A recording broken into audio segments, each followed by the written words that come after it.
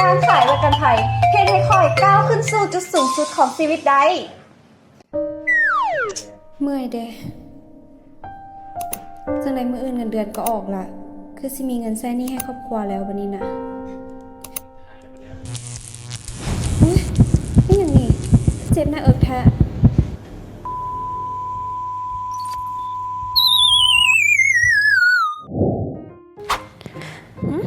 นี่ใส่นี่สำนักงานสวรรค์เขาตายแล้ววะนี่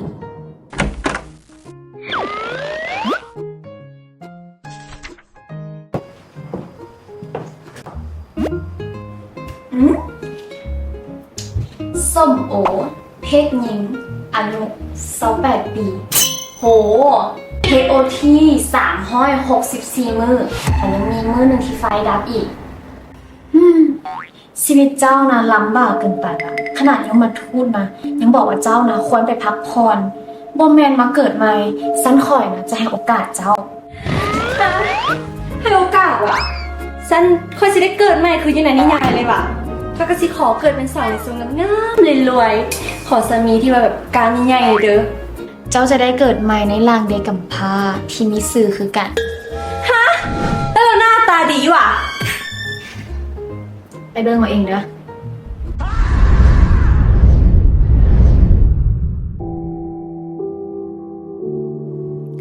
ค่อยยืดใส่นี่ค่อยได้เกิดใหม่แล้ววะนี่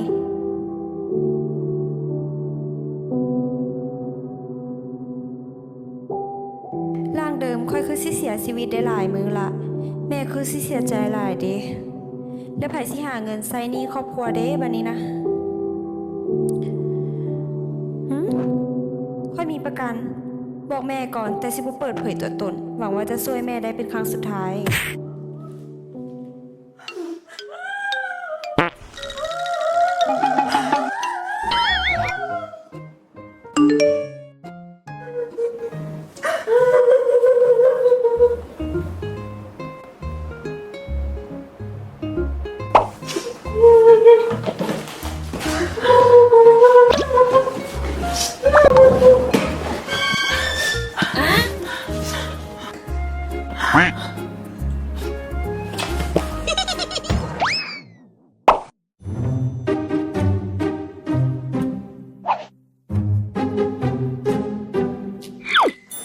อันนี้อย่างไรช่วยบ่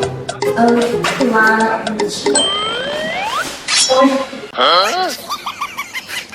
บ่ต้องนิ่งใหญ่กว่านี้ก็ได้ขอแค่เอกสารครบก็จะได้เงินสดเซยทันทีได้ป่ะแม่น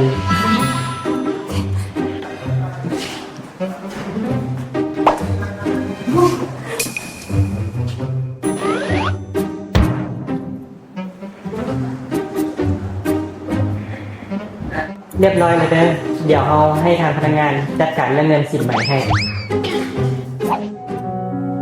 แม่ได้รับเงินเคมก็โล่งใจแล้วแต่ตอนนี้ค่อยต้องฟ้าวหาเงินเลี้ยงตัวเองก่อนตอนนี้บริษัทกำลังหาคนเพิ่มอยู่บริษัทนี้กำลังหาพนักงานอยู่ต้องได้เวียกแล้ว